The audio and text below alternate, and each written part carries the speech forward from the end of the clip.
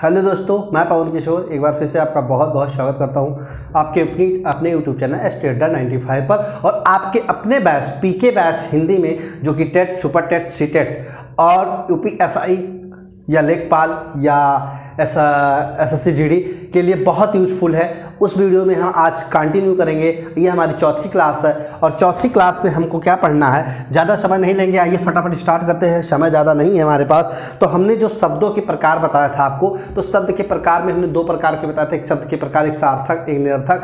सार्थक शब्दों के भी प्रकार मैंने बताया था कि वो 3 प्रकार के होते हैं, एक रचना के आधार पर, एक रचना के आधार पर। तो फटाफट अगर आइए लिखते चलते हैं। सार्थक शब्दों के हिसाब से अगर देखा जाए, सार्थक शब्दों के अनुसार पर देखा जाए तो 3 प्रकार मैंने बताया था। कौन कौन से? एक रचना के आधार पर, एक रचना के आधार पर, एक बताया था हमने उत्पत्ति के आधार पर, एक बताया था उत्पत्ति के आधार पर, और एक बताया था हमने बनावट के आधार पर, बनावट के आधार पर। ठीक है, तो अब तक हमने यहाँ तक पढ़ लिया था। रचना के हिसाब से भी देखा था मैंने, वो कितने थे। रचना के हिसाब से भी हम देख लेते हैं। रचना के हिसाब से कितने थे? 3 थे। कौन कौन से? रूढ़, यौगिक और योग रूढ़। रचना के हिसाब से हमने भी देखा था कि रूढ़ शब्द होते हैं, यौगिक शब्द होते हैं, 3 प्रकार के होते हैं। और ये इनकी रचना के आधार पर 3 होते हैं। उत्पत्ति के आधार पर देखा जाए तो उत्पत्ति के आधार पर 4 होते हैं। ठीक है, कौन कौन से? आइए देखते हैं। पहला होता है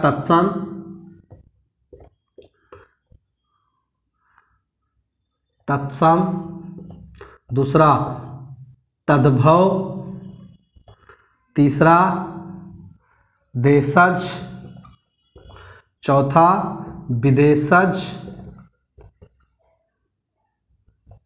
और 5वां संकर। ठीक है, तो इनकी संख्या कितनी बताई है हमने? 5 बताई है। संकर, तत्सम, तद्भव, देशज और विदेशज। तो आइए देखते हैं बनावट के आधार पर कह लीजिए या अर्थ के आधार पर। तो अर्थ के आधार पर संख्या कितनी है? 4। कितना बताया था मैंने? 4। कौन कौन से बताया था? फटाफट। एकार्थी, जिसका एक अर्थ हो। अनेकार्थी, जिसका अनेक अर्थ हो। और तीसरा क्या था? समानार्थी अर्थात पर्यायवाची। चौथा क्या था? विपरार्थी अर्थात विलोम। ये हमारा पर्यायवाची शब्द है और ये कौन सा है? विलोम है। ये सब मुहावरा है, और ये लोकोक्तियां हैं। ठीक है, तो आइए शब्द के हिसाब से मैंने क्या पढ़ा था? रचना के आधार पर, उत्पत्ति के आधार पे, अर्थ के आधार पर। और जो निरर्थक शब्द होते हैं, निरर्थक शब्द के आधार की अगर बात की जाए तो वहां भी हमने देखा था कि 8 प्रकार निरर्थक शब्द 8 प्रकार के होते, 2 प्रकार के होते हैं, विकारी, एक अभिकारी। विकारी 4 प्रकार के होते हैं, संज्ञा, सर्वनाम, क्रिया, विशेषण।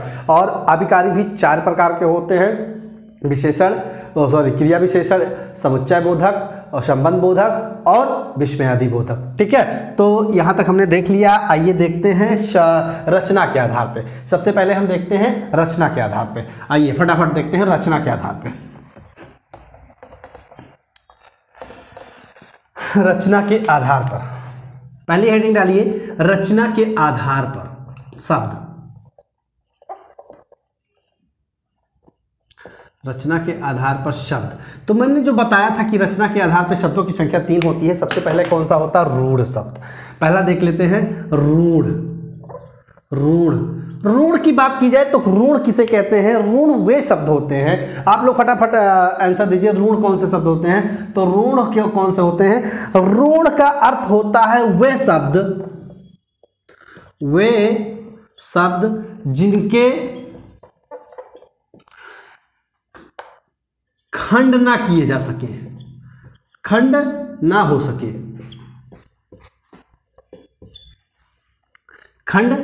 सके, उसे रूढ़ शब्द कहते हैं। रूढ़ शब्द कहते हैं। ठीक है, कैसे? जैसे मान लीजिए कि जिनके खंडन ही ना किए जा सके। मान लो एक मैंने लिख दिया मेज, एक लिख दिया मैंने मेज। अगर मेज का मैंने खंडन किया मां प्लस जा, तो इनका कोई अर्थ नहीं निकलेगा, इनका कोई अर्थ नहीं निकलेगा। तो जो वर्ड, जो शब्द खंडन करने पर कोई अर्थ प्रदान ना करें उन्हें क्या कहते हैं? रूढ़ शब्द। या जिसके खंड ना किए जाएं उनको क्या कहते हैं? रूढ़ शब्द। तो ये क्या है? अखंडनीय। कैसे हैं? अखंडनीय हैं। ठीक है, तो इसमें कौन कौन से शब्द आएंगे? जैसे मान लीजिए जिनके कोई अर्थ ही ना हो, मेज, इनको अगर तोड़ा जाएगा तो कोई अर्थ नहीं होगा। और कुर्सी, कुर्सी, बैट, पानी, जिनको अब तोड़ेंगे तो कोई अर्थ नहीं निकलेगा। अलग करेंगे, जब इनके वर्डों को अलग करेंगे तो इनका कोई अर्थ नहीं निकलेगा, इसीलिए इनको क्या कहते हैं? रूढ़ शब्द कहते हैं। ठीक है, क्या कहते हैं? रूढ़ शब्द कहते हैं। आगे बढ़ें फटाफट। अगला क्या है? पहला रूढ़ था, दूसरा क्या है? आप लोग बताइए। दूसरा यौगिक। अच्छा, यौगिक का क्या मतलब होता है? आपने केमिस्ट्री में भी पढ़ा होगा यौगिक, कंपाउंड। तो यौगिक का क्या मतलब होता है? यौगिक का मतलब जो होता है वो है दो या दो से अधिक, दो या दो से अधिक, सॉरी, दो या दो से अधिक, दो या दो से अधिक। वे शब्द जो दो या दो से अधिक शब्दों से मिलकर बने हों, वे शब्द जो दो या दो से भी ज्यादा शब्दों से मिलकर नए अर्थ, शब्दों से मिलकर, सबसे मिलकर नया शब्द प्रदान करें, प्रदान करें। ठीक है, मान लीजिए क्या है कि मान लीजिए कोई है हिमालय, तो हिम हो गया हिमालय, हिम प्लस आलय क्या हो गया? हिमालय।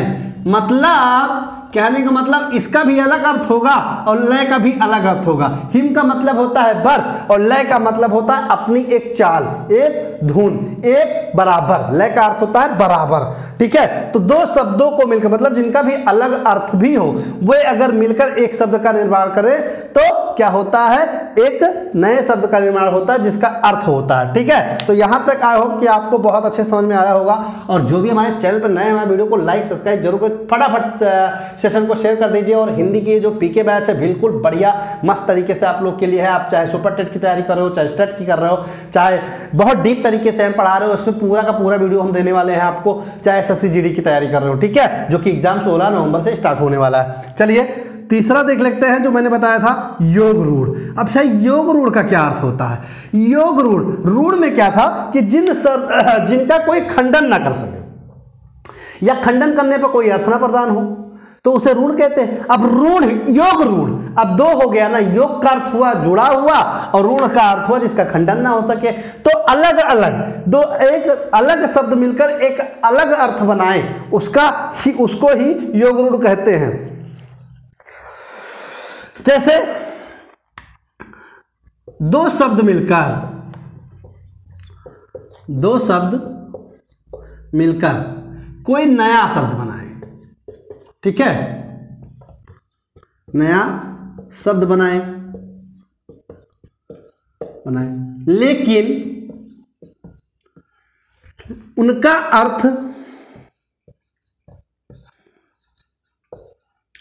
अर्थ किसी तीसरे को अर्थ प्रदान कर रहा है,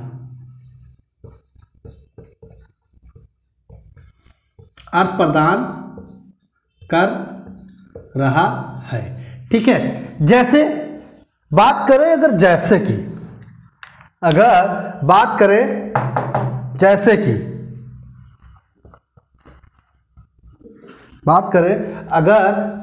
की, तो